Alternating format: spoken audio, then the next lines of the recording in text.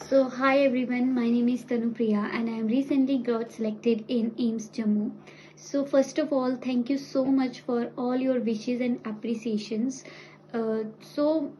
Basically मैंने ऐसा सोचा नहीं था कि मैं ऐसा कुछ वीडियो बनाऊंगी, बट आप लोगों के सबके इतने सारे मैसेजेस आ रहे थे और जो जेएनसी से मेरे साथ बच्चे जुड़े हुए हैं या नोन में हैं उनके कॉल्स आ रहे थे और कुछ यूट्यूब पे भी मैंने कमेंट्स पढ़े थे। उसके बाद मुझे लगा मे बी कि अगर मैं ऐसी कुछ वीडियो कि मैंने कैसे पढ़ा, क्या स्ट्रेटजी थी, अगर मैं वो सब शेयर करूंगी आपके साथ, तो अगर आपको कुछ भी हेल्प हो पाएगी तो I will feel very glad. So basically अगर मैं बात करूं कि मैंने कैसे स्टार्ट किया और क्या सब था, तो फर्स्ट ऑफ ऑल मैंने 4th ईयर से ही कोचिंग लेना स्टार्ट कर दिया था। उस टाइम पे 3rd लाइव बैच जो था मैंने वो बाय किया, तो मतलब कॉन्टिन्यूटी में मैंने काफ़ी क्लासेस लगाई और लगभग मतलब हाफ पोर्शन तक सिलेबस कंप्लीट भी किया, बट अनफॉर्चुनेटली कुछ चीज़ों की वजह से मैं सिलेबस नहीं कंप्लीट कर पाई थी उस टाइम पे। आई वेंट टू जोधपुर, तो उसके बाद मैंने ऑफलाइन में ही स्टडी अपना जो आगे कंटिन्यू किया है। तो फर्स्ट ऑफ ऑल जब ऑफलाइन का जो एक एक्सपीरियंस है वो काफ़ी अच्छा भी है और क्लासेस भी आपको मतलब समझ आती हैं, मतलब एक काफ़ी अंडरस्टैंडिंग वहाँ पे मतलब मिलती है। तो वहाँ पे सब अच्छा मतलब चल रहा था और मैंने जैन में गई थी, तो उसके बाद मैंने उसके 3 मंथ के बाद ही है जो वो अप्रैल में नॉर्सेट 6 का एग्ज़ाम था, तो was not pretty sure about that exam. But फिर मैंने सोचा कि मतलब देखना चाहिए, थोड़ा एक्सपीरियंस करना चाहिए कि कैसा सब होता है, बट तब तक सिलेबस कंप्लीट नहीं था, कुछ रिवीजन नहीं थी। तो फिर मैंने जब फैमिली से भी बात किया तो सोचा let's give it a try. तो फिर मैंने वो एग्ज़ाम दिया था, बट मैं उसको क्वालिफाई तो नहीं कर पाई थी, बट मैंने एक अच्छा स्कोर किया था विद 92 परसेंटाइल उस टाइम पे। बट अगर मैं आपको बोलूँ कि वो जो मैं स्कोर कर पाई थी वो तो जो मैं ऑफलाइन मैंने क्लासेस लगाई थी और जो पीवाईक्यू सीरीज अली सर की उस टाइम पे चल रही थी, क्योंकि जो अली सर की क्लासेस थी जब मैंने 3rd लाइव बैच स्टार्ट किया था उसी के थोड़े जस्ट बाद ही पीवाईक्यू सीरीज स्टार्ट हुई थी। तो वो जैसे जैसे क्लासेस थी वो मैं डेली अटेंड करती थी, वो भी एग्ज़ाम टाइम पे छूटी होंगी, अदरवाइज वो मैंने सब देखी हैं। तो अगर मुझे कोई भी पूछता है कि मतलब किस तरीके से, तो मैं उनको ये ज़रूर रिकमेंड करती हूँ कि आप पीवाईक्यू सीरीज़ ज़रूर देखिए। अगर आप फ्रेशर भी हो, अभी आपको 1 मंथ ही हुआ है प्रिपरेशन करते हुए भी, अगर आपने जो भी नॉर्सेट 8 आने वाला है जस्ट उसको एज अ ट्राई देना है, तो भी आप बहुत बेटर स्कोर कर पाओगे। तो अभी मैं आपको दिखाती हूँ, जैसे ये मेरे पास पीवाईक्यू सीरीज के पूरे नोट्स बने हुए हैं। तो जब आप यूट्यूब वीडियोस देखते हो तो जस्ट उसको देखो मत, उसको लिखो, उसको समझो। मतलब वो आपके लिए एक न्यू लर्निंग होनी चाहिए, एक एक मतलब नोट्स कंप्लीट होने चाहिए उस चीज़ के भी, कि अगर आपको कुछ भी पढ़ना है दोबारा देखना है तो आप उस चीज़ को देख पाओ। तो जस्ट अभी मैं आपको दिखाती हूँ, जैसे थोड़ी इनकी हालत ख़राब हो चुकी है, बट जैसे ये एक मैंने फर्स्ट पेज मेरा इंडेक्स है, स्टार्टिंग के पेजेस इंडेक्स के ही हैं। तो इस इंडेक्स में जैसे मैं ये फर्स्ट क्लास थी पीवाईक्यू, ठीक है, तो 1 to 3 पेज जो है मेरा वो फर्स्ट क्लास का है। तो इसमें जो भी उस दिन सर ने पढ़ाया about contraceptive, carpal tunnel syndrome और कॉजिटिव एजेंट, तो मैंने वो इंडेक्स बना लिया बाहर से। ये सर ने ही स्टार्टिंग में वीडियोस में बता रखा है कि किस तरीके से बनाना है, तो ये बना रखा है। और धीरे धीरे धीरे करते मेरे पास राउंड ऑफ 3 to 4 पेजेस हैं जो वो तो इंडेक्स के ही हैं। और इस इंडेक्स में मैं आपको बताऊं कि मतलब बहुत मतलब हाफ से भी ज़्यादा, मतलब ऑलमोस्ट नर्सिंग है। मतलब अगर मैं ये पूरे नोट्स की बात करूं तो इनमें नर्सिंग के सारे इम्पॉर्टेंट कंसेप्ट हैं। तो अगर आप पीवाईक्यू सीरीज फॉलो करते हो तो आपका बहुत ज़्यादा सिलेबस है जो उससे कवर हो सकता है, ऑल इम्पॉर्टेंट टॉपिक्स, और वो भी अच्छे तरीके से। तो उससे क्या होगा कि जब आप जस्ट एक ट्राई दे रहे हो तो वहाँ पे भी आप अच्छा स्कोर कर पाओगे, कि ताकि आपको नेक्स्ट के लिए अच्छा कॉन्फिडेंस बन जाए। और अगर आप मतलब श्योरली हो, एकदम अच्छी रिवीजन के साथ हो और इसको भी फॉलो करके जाते हो, तो आप बहुत अच्छा स्कोर कर पाओगे। और नेक्स्ट अगर मैं बात करूँ नोट्स की, तो ऑफलाइन में ही मैं साथ में ही नोट्स बनाती थी, बट नोट्स बनाने का भी एक तरीका होता है कि आप जस्ट जो बोर्ड पे लिखा है एज इट इज़ उसको मत छापो। आप समझो, क्लास में जो आपको 2 घंटे का टाइम दिया जा रहा है उसमें आप समझो जो टीचर उस टाइम बोल रहे हैं। तो ज़रूरी नहीं है कि आपको पूरा ही पूरा वैसा ही लिखना है, आप शॉर्ट लिखो, प्रिसाइज लिखो, पर ऐसा लिखो कि आपको वो समझ आए। और जब आप पढ़ रहे हो तो हर चीज़ हाईलाइटेड होनी चाहिए, कि नेक्स्ट टाइम जब आप पढ़ रहे हो तो आपको पता हो कि हाँ ये चीज़ इंपॉर्टेंट है, ये मैंने चीज़ हाईलाइट की है। काफ़ी बच्चों के मैसेजेस आ रहे थे कि दी एनक्लेक्स कैसे पढ़नी है, तो एनक्लेक्स का क्या सिस्टम है। तो अगर मैं आपको अपना बताऊं, देखो मैं इतना नहीं जानती हूँ क्योंकि मेरे पास एक्सपीरियंस नहीं है, बट जो चीज़ें मैंने की मैं जस्ट आपको वो बता रही हूँ। तो अगर मैं एनक्लेक्स की बात करूं अगर, तो एनक्लेक्स मैं नोट्स के साथ ही पढ़ती थी। जैसे पढ़ना है कि आज क्या पढ़ाया है, तो उसको 2 घंटे 4 घंटे जो आप क्लास में पढ़ के आए हो, तो उसको आप मतलब मिनिमाइज तरीके से कैसे पढ़ सकते हो, पहले उस पर फोकस करो। और दूसरी बात, तभी आप साथ में एनक्लेक्स खोलो। तो जब आप एनक्लेक्स साथ में खोलोगे तो आप उससे टैली कर पाओगे, आपको मतलब पता लग जाएगा कि जो हमें सर लिखवाते हैं वो मतलब एनक्लेक्स में वैसा ही कंटेंट है, सेम ही कंटेंट है, सेम ही पॉइंट्स हैं। तो उससे क्या होगा, आपका एक बर्डन कम होगा कि अच्छा भी एनक्लेक्स भी पढ़नी है, वो चीज़ नहीं रहेगी। तो उसके लिए आपने क्या करना है कि साथ साथ आपने एनक्लेक्स खोली है, साथ साथ आप पॉइंट्स देख रहे हो जो जो मैच हो रहे हैं, तो वो आपको नोट से ही पढ़ने हैं, फिर वो आपको एनक्लेक्स से नहीं पढ़ने, बस जो एक्स्ट्रा चीज़ें हैं। सो ऐसा नहीं है कि मैंने एनक्लेक्स नहीं पढ़ी है, एनक्लेक्स पढ़ी है, बट मैं उसी में इंपॉर्टेंट चीज़ें नोट डाउन कर लेती थी। अब जैसे ये कार्डियोवैस्कुलर का सिस्टम है, तो जो भी इंपॉर्टेंट चीज़ें थी तो वो मैंने इसे शॉर्ट नोट्स बना के इसको टाई कर लिया था यहाँ पे, और बाकी जो हाईलाइट्स कर लिए थे। फिर उसके बाद हाईलाइट्स करने के बाद क्या होता है कि आपको बस हाईलाइटेड पॉइंट्स पढ़ने होते हैं, आपको दोबारा से ये पूरी पूरी पूरी थ्योरी पढ़ने की ज़रूरत नहीं है। बस स्टार्टिंग में आपको टाइम लगेगा जब आप फ्रेश तरीके से पढ़ रहे हो, बट एक बार जब आपने उसको पढ़ लिया है, एक बार आप गो थ्रू कर लियो बुक से, तो उसके बाद आप उसके हाईलाइटेड पॉइंट्स ही पढ़ोगे। तो इससे क्या होगा, एक तो आपका टाइम बचेगा और रिवीजन के लिए भी आसानी रहेगी। तो फर्स्ट ऑफ ऑल, जब सब्जेक्ट मैनेज की अगर मैं बात करूं, तो मुझे भी स्टार्टिंग में ये प्रॉब्लम आती थी कि अगर मैं एक सब्जेक्ट पढ़ रही हूँ तो मुझे टेंशन रहती थी कि दूसरा सब्जेक्ट कब कवर करूंगी, ये रहता है वो रहता है। तो उसके लिए मैंने क्या किया कि एक दिन में मैं मल्टीपल सब्जेक्ट्स नहीं पढ़ती थी, मैं एक दिन में एक ही सब्जेक्ट पढ़ती थी। तो मैंने जैसे ओबीजी पढ़नी है, तो मैं स्टार्टिंग में जैसे मैंने ओबीजी एक हफ्ते में कंप्लीट करनी है तो करनी है। फिर उसके बाद ओबीजी से ब्रेक लेके नेक्स्ट मैं नेक्स्ट 3-4 दिन या 5-6 दिन में कम्युनिटी कंप्लीट कर रही हूँ। बाकी फिर उसके नेक्स्ट में मैं पीडिया कंप्लीट कर रही हूँ, तो वैसे कर रहे हैं। और फिर अगर ये क्वेश्चन प्रैक्टिस की बात, तो उसके लिए भी कोई अलग से टाइम नहीं निकालना है। वो जब आप साथ साथ में टॉपिक पढ़ रहे हो, सब्जेक्ट पढ़ रहे हो, उसी के बाद जब आपने एक बार पढ़ लिया, पूरा रैप अप किया कि मैंने क्या क्या पढ़ा, तो उसके बाद आप क्वेश्चन प्रैक्टिस करो। तो आपको वहीं क्लियर हो जाएगा कि जो मैंने पढ़ा वो क्वेश्चन में किस तरीके से आएगा, या जो मैंने पढ़ा वो क्वेश्चन में अप्लाई हो रहा है कि नहीं हो रहा है। और अगर नेगेटिव की बात है कि नेगेटिव कैसे कंट्रोल करना है, तो अगर आपको प्रिपरेशन करते हुए ज़्यादा टाइम हो गया तो ऑब्वियसली आपको नेगेटिव मार्किंग पे ज़्यादा कंट्रोल करने की ज़रूरत है। क्योंकि अगर आपने एक अच्छी खासी प्रिपरेशन की है, थ्योरी कंप्लीट की है, तो फिर अगर आप रह रहे हो तो उसकी वजह कहीं ना कहीं नेगेटिव मार्किंग है, तो तब आपको उसको कंट्रोल करना है। बट अगर आप फ्रेशर हो, बिल्कुल फ्रेशर हो, तो गलतियां करने से डरो मत, जितनी गलतियां कर सकते हो उतनी गलतियां करो स्टार्टिंग में, ताकि आपको पता चले कि आप किस तरीके की गलतियां कर सकते हो। क्योंकि अगर अभी आप क्वेश्चन को रीड करके अवॉइड कर दोगे, बट एग्जाम में आप उस क्वेश्चन को अवॉइड नहीं कर पाओगे, क्योंकि आपको अटेम्पटेशन का भी ध्यान रखना है कि आपकी अटेम्पटेशन भी एक अच्छी अटेम्पटेशन होनी चाहिए। तो उसके लिए आपको उस क्वेश्चन को करना पड़ेगा, या अगर वो इजी क्वेश्चन है तो आप उसको छोड़ नहीं सकते हो। तो इसीलिए पहले ही इतनी गलतियां कर लो कि आपको एग्जाम में वो मिस्टेक नहीं करनी पड़े।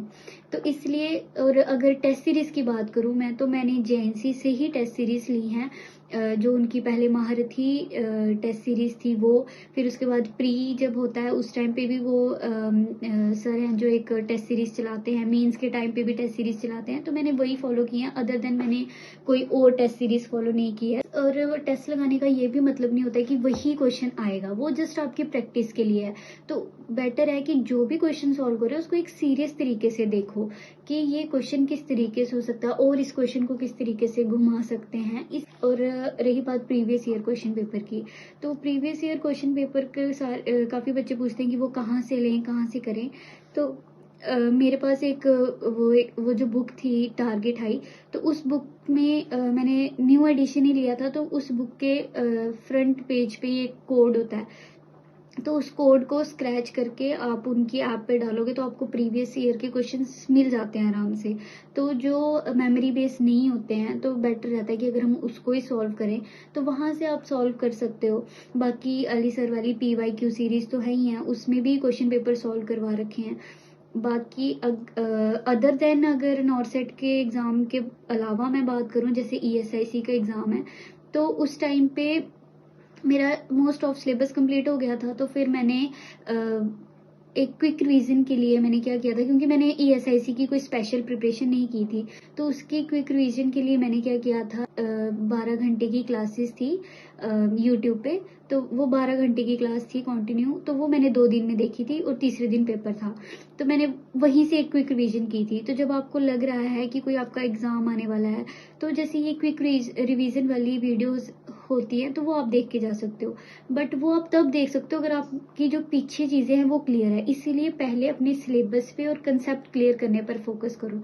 फिर जब ESIC का एग्ज़ाम हो गया तो उसके बाद मेरा रिवीजन का ही बचता था, तो फिर मैंने एक ये शॉर्ट नोट्स की बुक बनाई थी, तो ये मैंने लास्ट में बनाई है, बिल्कुल जब मतलब आई थिंक 1 मंथ रह गया था नॉर्सेट के लिए, तो जो भी इम्पोर्टेंट चीज़ मुझे मिलती थी, चाहे वो क्लास में मैंने सुनी हो, चाहे मैंने इंस्टाग्राम रील पर ही क्यों ना वो देखी हो या कुछ हो, तो मैं वो इसको नोट कर लेती थी।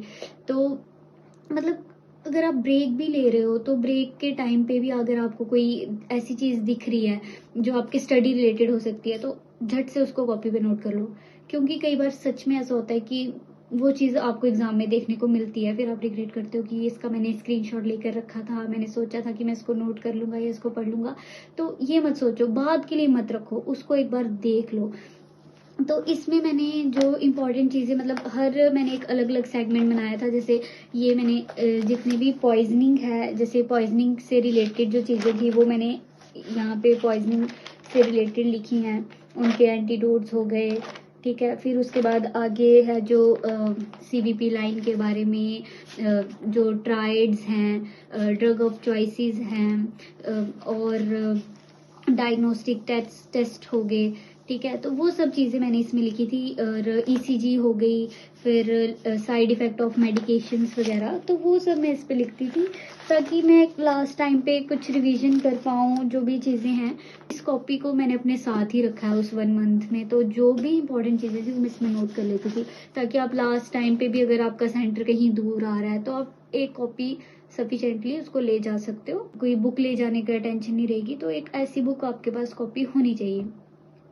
और बाकी रही बात रिवीजन की, तो रिवीजन बहुत ज़्यादा ज़रूरी है। इवन जब मैंने प्री दिया, उसके बाद जब मेंस था, ओनली 15 डेज थे बीच में, तो मुझे नहीं समझ आ रहा था कि मेंस के लिए क्या पढ़ना चाहिए। तो मेंस के टाइम पे मैंने एक बुक प्रेफर की थी, NCLEX 861। तो उसमें मुझे ऐसे सुनने में आया था कि उसमें उन्होंने जो रिपीटेडली या फिर मोस्ट ऑफ द टाइम आने वाले क्वेश्चंस हैं, ऐसा उन्होंने पैटर्न पे बुक बनाई है। तो फिर मैंने वो बुक पढ़ी है, अराउंड ऑफ 230 क्वेश्चंस तक मैंने वो पढ़ी है, बट उस बुक को पढ़ते टाइम मुझे रिपीटेडली ऐसा फील हो रहा था कि मैं सेम कंसेप्ट बार बार पढ़ रही हूँ, या वही नोट्स वाले कंसेप्ट बार बार पढ़ रही हूँ। तो फिर मैंने सोचा कि अगर मैं ये सेम चीज़ें पढ़ती रहूँगी तो मेरी बाकी चीज़ें रह जाएंगी, तो फिर मैंने दोबारा से स्विच किया नोट्स पे। और मैंने नोट्स पढ़े, सारे नोट्स पढ़े, और जो उस टाइम जेएनसी का अचीवर बैच चल रहा था वो वाली क्लासेस लेती थी मैं टाइम टू टाइम। और सबसे बड़ी मैं आपको एक चीज़ बताऊं तो वो है शेयरिंग। अगर आप जो नई चीज़ पढ़ रहे हो, न्यू लर्निंग कर रहे हो, अगर आप वो आप किसी के साथ शेयर करते हो। मेरी एक फ्रेंड है, वो भी सेम, उनका भी प्री के लिए हो गया था, तो वो भी मेंस के लिए प्रिपेयर कर रहे थे। तो मैंने उन्हें बोला था कि आप कुछ भी नई चीज़ पढ़ते हो, मेंस के पॉइंट ऑफ व्यू से इंपॉर्टेंट है कुछ भी है, तो आपने मेरे साथ व्हाट्सएप पे शेयर करना है, और सेम मैं उनके साथ ऐसा करूंगी। तो हमने काफ़ी कंटेंट, काफ़ी चीज़ें हमने एक दूसरे के साथ वहाँ पे शेयर की थी। तो वो हमारी एक वर्चुअली ग्रुप स्टडी चल रही थी, क्योंकि मैं तो जोधपुर पे थी और वो अपने घर पर थे। तो फिर भी हमने काफ़ी सारी चीज़ें, काफ़ी सारी इमेजेस हमने एक दूसरे के साथ शेयर की। और हुआ क्या कि मीन्स के टाइम पे एक इमेज उन्होंने मुझे शेयर की थी, और वही इमेज सेम मेंस के पेपर में आ गई थी। तो मैं वो बता रही हूँ कि शेयरिंग करोगे, एक दूसरे के साथ अपना कंटेंट शेयर करोगे, तो आपको भी काफ़ी नई चीज़ें लर्न करने को मिलेंगी, एंड सेम आपके फ्रेंड को भी काफ़ी न्यू चीज़ें लर्न करने को मिलेंगी। तो ऐसा नहीं है कि अगर हम प्रिपेयर कर रहे हैं तो हमने सब कुछ ही पढ़ रखा है, या हमारे सामने वाले फ्रेंड ने सब कुछ ही पढ़ रखा है, ऐसा नहीं है। जब आप पेपर दोगे तो वो एक अपडेटेड पेपर होगा, कुछ ऐसी चीज़ें भी होंगी जो हमने नहीं सुन रखी होंगी। तो उसके लिए क्या है कि आप थोड़ा शेयरिंग में पढ़ो, कुछ अपडेटेड चीजें भी पढ़ो, क्योंकि मेंस के पैटर्न के हिसाब से प्रिपेयर करना भी बहुत जरूरी है। जो नॉरसेट है वो कुछ ना कुछ न्यू पैटर्न लेकर आता है, तो इसलिए एक जब आप एग्जाम देते हो वो एक अपडेटेड एग्जाम होता है। तो आपको अपडेटेड स्टडी करनी है, नोट्स तो आप पढ़ोगे ही, रिवाइज करोगे ही, साथ साथ में नई चीजें भी सीखो। और अगर आपको नई चीजें मतलब याद नहीं रहती हैं, या एक बार पढ़कर नहीं याद रहती, तो किसी के साथ शेयर कर दो। तो उससे क्या होगा कि आपको वो चीज़ याद रहेगी, और वो एग्जाम में आपके ज़रूर क्लिक होगी। और जब आप एग्जाम देने जाते हो तो उस टाइम पे भी अपने माइंड को प्रिपेयर करना बहुत ज़रूरी है। तो जो भी आपको लग रहा है, जो भी आपने इतने पूरे प्रिपरेशन में जो भी आपने समझा है, देखा है, जो गलतियां की हैं, उसके अपने माइंड में रिकॉल करो कि किस तरीके से आपने पेपर अटेम्प्ट करना है। जैसे ये मेरी शॉर्ट नोट वाली बुक है, तो इसके पीछे जब एग्जाम देने जाना था, एक दिन रहा था, तो मैं लिख रही थी कि मुझे क्या क्या गलतियां नहीं करनी है, मुझे एग्जाम में नॉट देखना है, एक्सेप्ट देखना है, या क्वेश्चन को 2 बार रीड करना है, सारे ऑप्शन के साथ गो थ्रू करना है। तो उससे क्या होता है कि एक लास्ट मिनट में हमने अपने माइंड को जब इंस्ट्रक्शन दी होती है, तो वो इंस्ट्रक्शंस हमारा माइंड एग्जाम के टाइम पे फॉलो जरूर करता है। आप इसको चाहे कर कर देख लेना कि आप अपने माइंड को अवेयर करके एग्जाम में जा रहे हो। और क्वेश्चन प्रैक्टिस के लिए अगर आपको लग रहा है कि ये चीज़ें सफिशिएंट नहीं है, तो 2 साइट्स हैं, मैं आपके साथ शेयर कर सकती हूँ, एक क्विजलेट और एक प्रॉपअप्स करके। तो वो साइट भी काफ़ी हेल्पफुल है। जैसे आप कोई टॉपिक पढ़ते हो, मान लिया कार्डियोवास्कुलर में आपने पढ़ा है, आज एमआई पढ़ा है, एंजाइना पढ़ा है, तो आप वैसे करके साइट पे डालोगे, गूगल पे डालोगे, तो उससे रिलेटेड काफ़ी क्वेश्चंस आ जाएंगे। प्रॉपअप्स पे आप क्विज दे सकते हो, तो उससे क्या होगा कि आपके कंसेप्ट और डेवलप होंगे, न्यू अपडेटेड क्वेश्चंस आपको मिलेंगे। तो काफ़ी बच्चे मुझसे पूछते हैं कि आप कितने घंटे पढ़ते थे, तो मैं सही बोलूँ तो मैं कभी इस तरीके से नहीं बैठी कि आज मुझे इतने घंटे पढ़ाई करनी है या इतने घंटे पढ़ाई करनी है। और सबसे बड़ी बात, जब आप ऑफलाइन में होते हो तो आपके पास पढ़ने के अलावा और कुछ काम होता भी नहीं है। तो अगर मतलब सोने का टाइम निकाल दो, खाने का टाइम निकाल दो, या थोड़ा बहुत बाहर शाम टाइम जाने का टाइम निकाल दो, तो उसके अलावा जो टाइम होता था मैं उसमें पढ़ती ही थी यूजुअली। तो ऐसा नहीं था, बट अगर हम कट वगैरह करके देखें तो 17 to 18 आवर्स में पढ़ती थी। जाते भी मुझे ऐसा फील हो रहा था मीन्स का एग्जाम देते हुए भी कि मुझे नोट्स को और अच्छे से रिवाइज करना चाहिए था। तो आपके जो नोट्स हैं वो आपके लिए की है कि आप नॉरसेट का पेपर कैसे क्रैक कर सकते हो। तो उन नोट्स को तो आपको पढ़ना ही पढ़ना है, एट एनी कॉस्ट आपको वो आने चाहिए। और जो चीज़ें आपको बताई है, first of all syllabus, second NCLEX कैसे पढ़ना है, थर्ड शॉर्ट नोट्स रिवीजन के टाइम पे या आपने साथ साथ बनाने हैं, वो आपके ऊपर आप बनाओ। और क्वेश्चन प्रैक्टिस के लिए आप टेस्ट सीरीज लो, और प्रीवियस क्वेश्चन पेपर्स भी मैंने आपको बता दिया। और अगर आप PYQ सीरीज फॉलो कर सकते हो तो बहुत ही बेनिफिशियल आपके लिए वो रहेगा। बाकी आप जितना अपनी स्ट्रेटेजी से पढ़ पा रहे हो, जितना खुद का माइंड लगाकर चीजें मैनेज कर पा रहे हो, वो आपकी ज्यादा हेल्प करेगा। किसी को आप ज्यादा देर फॉलो नहीं कर पाओगे। सो all the best for your upcoming exam and for your preparation.